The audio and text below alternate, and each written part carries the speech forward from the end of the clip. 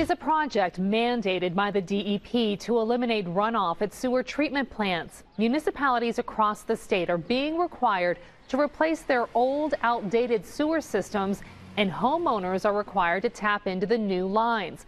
But the city of Johnstown has taken a different approach to the project, requiring homeowners to pressure test their existing pipes before connecting to see if they can handle the flow.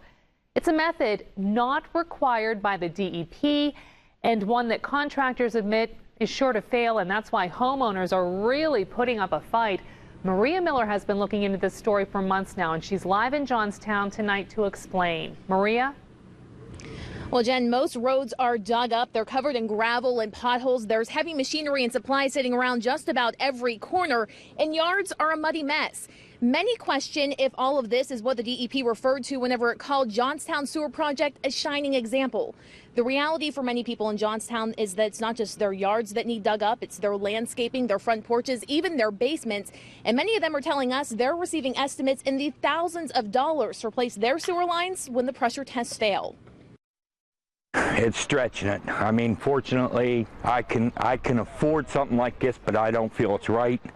But there's a lot of people around that can't afford this, and it's an insult to everybody that's out there. John Varner is one of hundreds of city residents asking council to wait and only require pressure testing if replacing the main lines doesn't solve the problem, or if smoke and dye tests, which are currently the only state mandate, fail.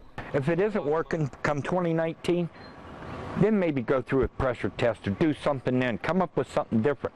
You still got 3 years to do it. Officials say that won't solve the problem. The sewer treatment plant in Johnstown was designed to treat 20 million gallons of water a day. But after a major storm or snow melt, the plant sees anywhere from 120 to 150 million gallons, causing the excess to flow into the river.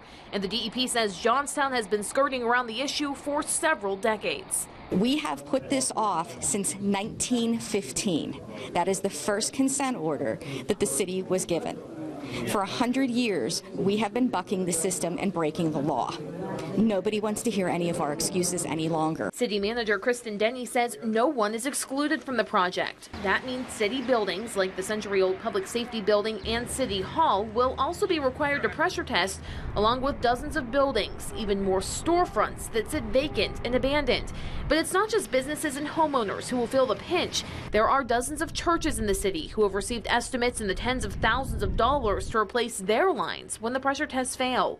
That's what I'm worried about, tearing all the floors up and all the lines, you know. Frank Wren is a trustee at the Roxbury Church of the Brethren, a church already struggling to survive. We're averaging about 40 people keeping this big church going, and that's what's sad. The church is in the process of getting several estimates to replace their pipes. Last week, hiring a local contractor to take a look. Every time we come out to give a bid, we run a sewer camera down. We look for any existing issues being back pitched or any broken pipes.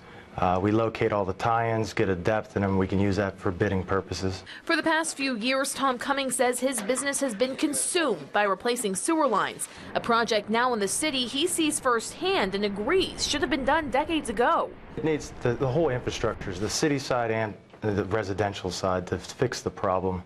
The problem is a lot of people just don't have the money.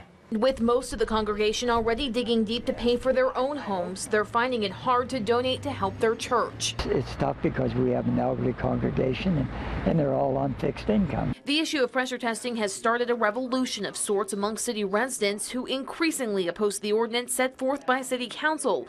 It's a council whose meetings have been packed as of late with angry residents who hold signs asking for their resignations.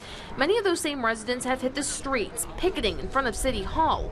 They call themselves Charlene's Army in honor of a woman who's made it her mission to fight the pressure testing. The more that I went out talking to the people in the different communities, it was heartbreaking that this is what it's come to, and City Council is not listening to the people. For all the more value their house is, that if they have to put this kind of money into it, I've had some people tell me they're just going to leave the house. just abandoned. Nobody likes pressure testing. I don't like pressure testing, but it is a necessary demon in order to avoid a much higher cost that will be much more detrimental to the community. Denny is talking about a change to the sewer treatment plant that, without these modifications at the homeowner's expense, will cost taxpayers more than $500 million to build. We are trying to prevent that at all costs by handling this issue with about $200 million in construction plus pressure testing. That's, roughly a $300 or $400 million savings to the ratepayers. That is what I think the issue that people are not getting across. While residents and council continue to disagree, one thing's for sure, neither are backing down. People of Johnstown are outraged, fed up, and they've had enough. It's time that Johnstown City Council listens to the people. I will tell you this, you could take me away, you could take the engineering company away, you could take this entire council away. The project still needs to be completed. Come year 2022, it still has to be zero overflows. Now, Cambria County, the actual county, owns 3 large buildings downtown, but because that area of the city isn't scheduled to be complete with its part of the project until near that deadline in 2022, the commissioners have told us they're not even going to start thinking about getting estimates until a few more years. Now, as for homeowners, businesses, and churches, contractors we've talked with are again urging you to get a few different estimates because prices can fluctuate into the thousands of dollars depending on who does the work. Reporting live in Johnstown, Maria Miller, 6 News.